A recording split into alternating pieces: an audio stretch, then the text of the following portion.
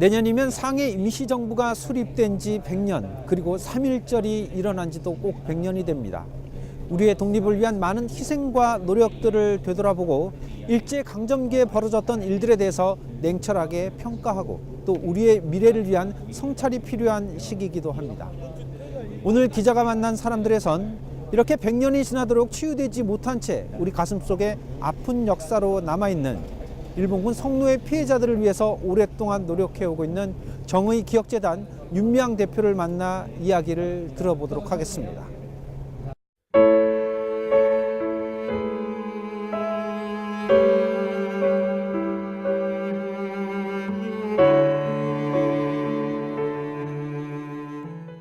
대표님 안녕하세요. 네, 안녕하세요. 네. 지금에야 이제 많은 국민들이 일본군 성노예 피해자 할머니들에 대해서 잘 알고 있지만은 수년 전만 해도 그렇지 못했던 것 같거든요.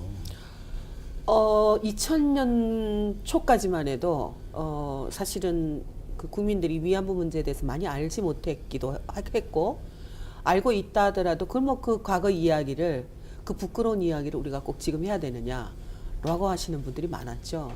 약 2011년, 그러니까 수요 시위가 천차가 될 때, 그때 좀 시민들이 야, 아직도 그렇게 오래도록 그렇게 한 가지 문제를 가지고 끈질기게 집회를 해왔는가 관심을 갖기 시작했고, 해외에서도 일본 같은 경우에도 뭐 히로시마라든가 오사카라든가 도쿄라든가 나라 이런 데서 우리도 함께 수요 시위에 연대하겠다라고 해서 이제 하기도 하고, 이런 일들이 이제 일어나기 시작했죠. 결국은 그러니까 국민들의 혹은 이제 세계 여러 나라에 관심을 갖게 만든 거는 피해자들이 일본 내상한 앞에서 끈질기게 목소리를 내왔던 것, 그게 사람들의 관심을 끌어들였던 게 아닌가, 그런 생각이 들어요.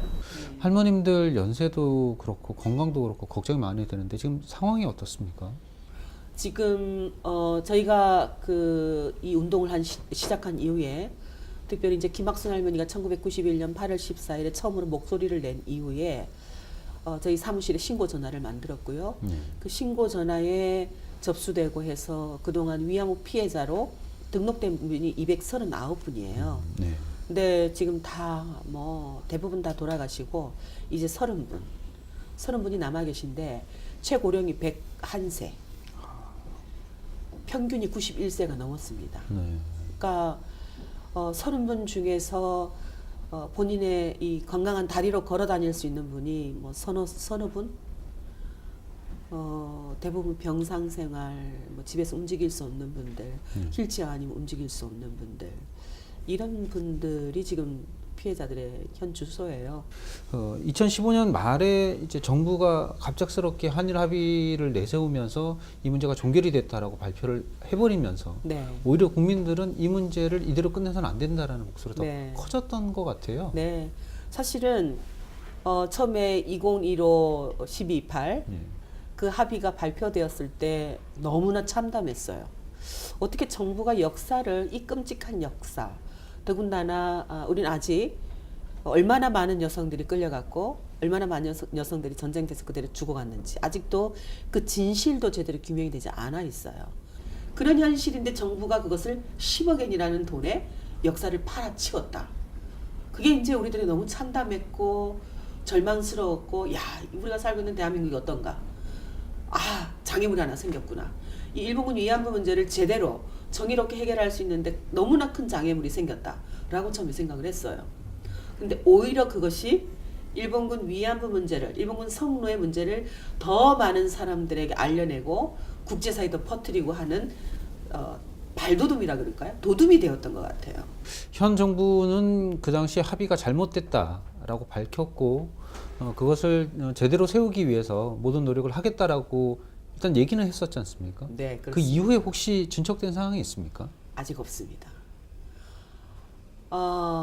참 안타까운데요.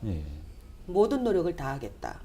그리고 이 위안부 2015 한일 합의는 해결이 아니었다. 저희들은 그것을 한국 정부가 실질적으로 그러니까 아주 선명하게 2015 한일 합의는 무효다라고 선언한 건 아니지만 모든 노력을 다하겠다. 이것은 해결이 아니었다. 라고 하는 그 자체는 한일 합의를 실질적으로 무효라고 얘기한 거나 똑같다라고 저희들은 봤어요. 근데 그 이후에 계속 어떤 진전이 일어나지 않고 있어요. 10억엔을 국가 예산으로 편성한다고 했는데 네. 아직 예비비 신청도 안 하고 있고 그런 상태입니다. 뭐 할머님들의 연세라든가 그 건강 상태를 고려했을 때 하루빨리 진행돼야 될 것 같고 그 네. 의견이 바로 할머니들의 의견이 아닐까 싶거든요. 눈을 감기 전에 내가 억울하게 죽긴 싫다. 내가 강제로 연행된 게 아니다. 내가 돈 벌기 스스로 갔다라든가 스스로 자원해서 그 일을 했다라든가 이런 억울한 소리를 듣고 어떻게 내가 눈을 감겠느냐. 결국은 그 할머니들의 삶을 그 삶이 당신들이 잘못했다는 게 아니라 당신들은 잘못하지 않았습니다. 당신들은 오히려 우리 정부가 우리 한국 사회가 잘 돌봐주지 못해서 그런 어려운 삶을 살아왔습니다. 우리가 죄송합니다. 라는 어떤 그런 마음을 드리는 것, 우리도 공범자입니다 하는 똑같이 사죄하는 마음을 보여주는 것, 그게 할머니들에게 명예회복이고 그래도 조금이라도 행복한 그런 삶을 누릴 수 있는 게 아니겠는가 그런 생각이 들어요. 전국적으로 지금 소녀상이 한 90여 개쯤 되죠. 네, 그렇습니다. 소녀상이 그게- 계속 늘어나고 있는 것 같은데. 그렇죠. 2015 한일 합의 때문에 그렇게 이제 소녀상이 세워졌어요. 일본군 위안부 문제를 해결하는 것은 사실은 지금 오늘날 이런 인권 침해 문제 혹은 성폭력 문제를 어떻게 해결하느냐라는 거하고 굉장히 밀접한 관련이 있다고 생각을 합니다. 가해자는 처벌받아야 되고요. 사죄해야 되고요. 법적으로 배상해야 되죠. 그런 과정을 통해서 피해자가 인권 회복을 받아야 되는 것이고 피해자는 잘못이 없다라는 어떤 공동체로부터 인정을 받는 것 그게 굉장히 중요하거든요.